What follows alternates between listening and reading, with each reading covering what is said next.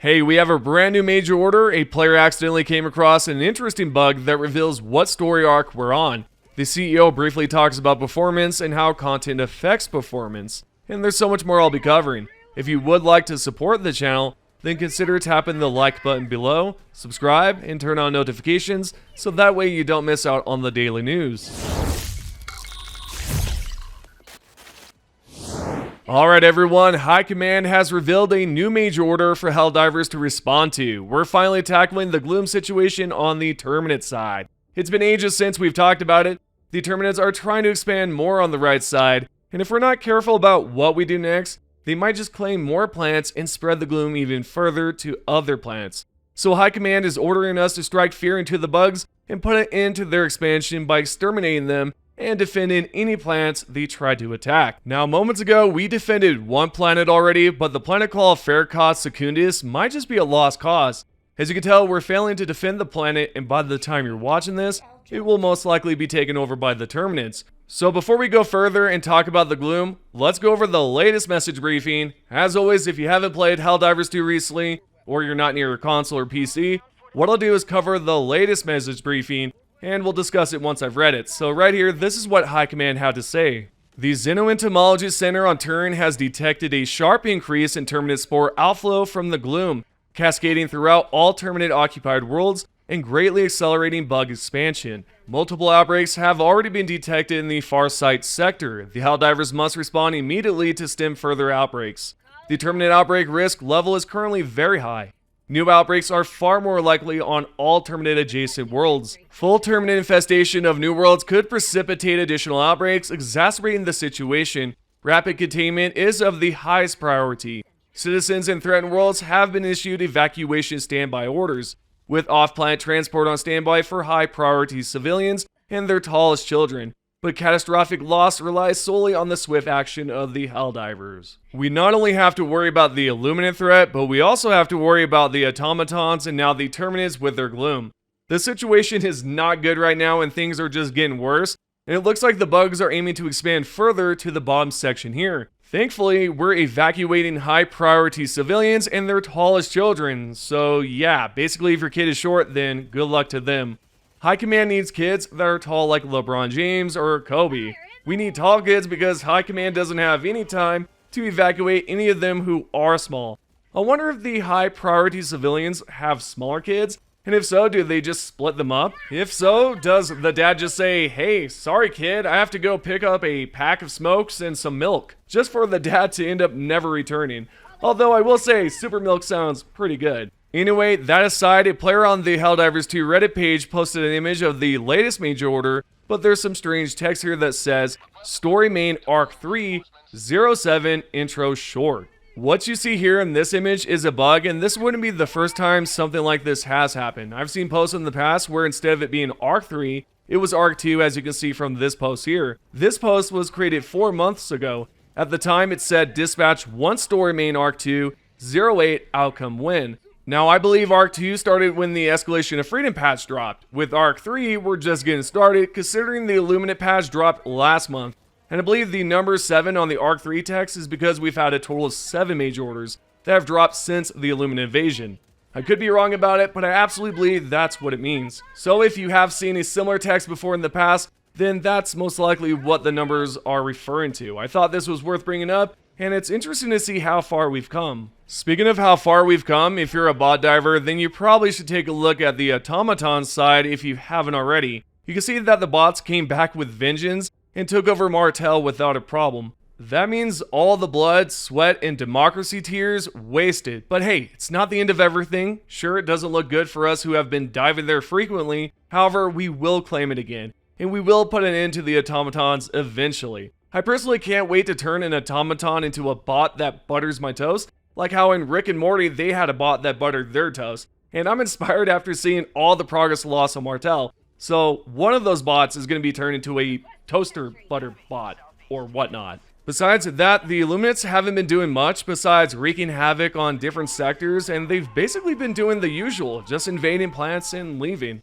All in all, that's pretty much what's going on with the Galactic War. and I hope this part of the video has been informative. Moving along, let's talk about the Siege Ready passive. There's been talks about it on the Helldivers 2 Reddit page, specifically how it should remain as it is currently. If you don't know, the Siege Ready passive increases not only your primary, but your secondary and support weapons as well. Obviously, it's unintentional, and it's a bug that's been going on ever since the passive drop last month with the Urban Legends Warbond. Now, there are Helldivers who are discussing it and essentially have said that it shouldn't be fixed. There's an intriguing post right here that has received a lot of upvotes, and this player wrote, "If you didn't know, the Siege Ready passive in its current state is bugged. Not only increases the ammo reserves and reload speed of your primary weapons, but of your secondary and non-backpack support weapons, machine guns, flamethrowers, etc. too. Currently, this is balanced, fun, and fills the endurance role. If it were to be fixed, it would make it way worse. Please just leave it as it is, and if you have to, change the description to match its current effect." Then the player continued on to write this, "Edit, I've been informed by a few people on this post that it actually does not increase the reload speed of your non-backpack support weapons. Since this is the case, it's even more balanced than I thought." Yeah, I've talked about this in the past. I showcased two side-by-sides comparing the reload speed on support weapons, and it definitely doesn't affect the support weapon's reload speed. So, what's your opinion on it? Should the Arrowhead developers patch it or not? Tell me what you think about it. With that being said, I believe it's perfectly fine where it is, and the developers should definitely keep it the way it is. If they were to revert it, I don't think I would have as much fun as I'm currently having with it. This is one of those passives that, to me, is a game changer. But hey, you can tell me if I'm wrong or if I'm right. I'd like to know how you feel about it in the comment section. On a different note, did you know the Arrowhead developers have been improving performance with each update?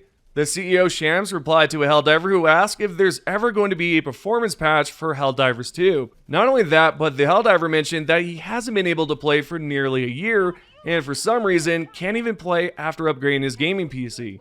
In response, the CEO wrote back with this: "What's the hardware you're running? Every update includes performance improvements, but new content and systems also make performance challenging. Sorry that you're having challenges."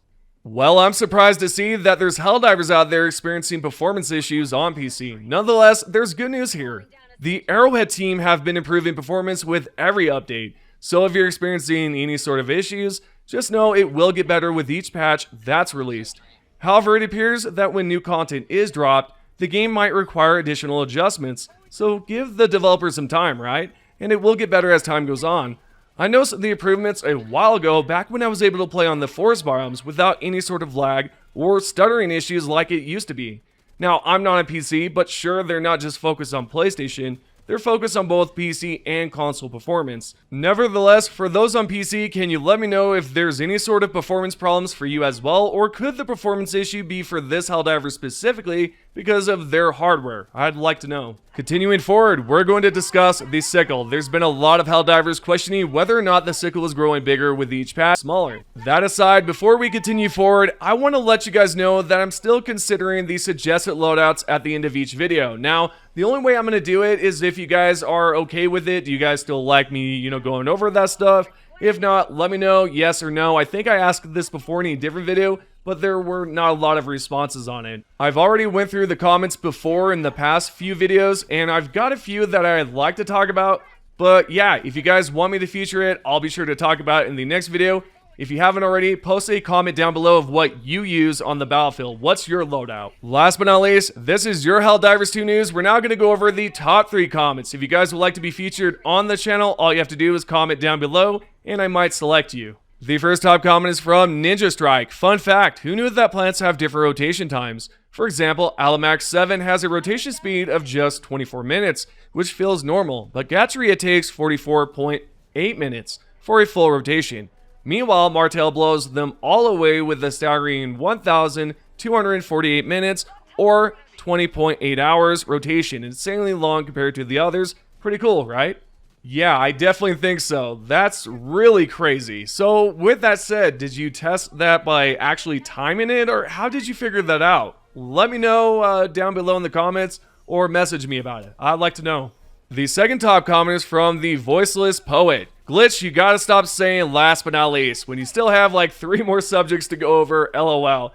You're not wrong, dude. I actually think you're right on that. And the reason why I do say last but not least and then continue on with like 3 more topics is because I actually end up adding more topics to talk about. But I see your point. Anyways, the top and third final comment is by the original Burb, if I'm pronouncing that right. It sounds like I'm not, but anyways, you said, Sterilizer needs to leave behind a lingering gas cloud, similarly to the flamethrower. Knife needs a melee functionality. Plas 39 needs an option to fire one shot at a time and a larger mag size.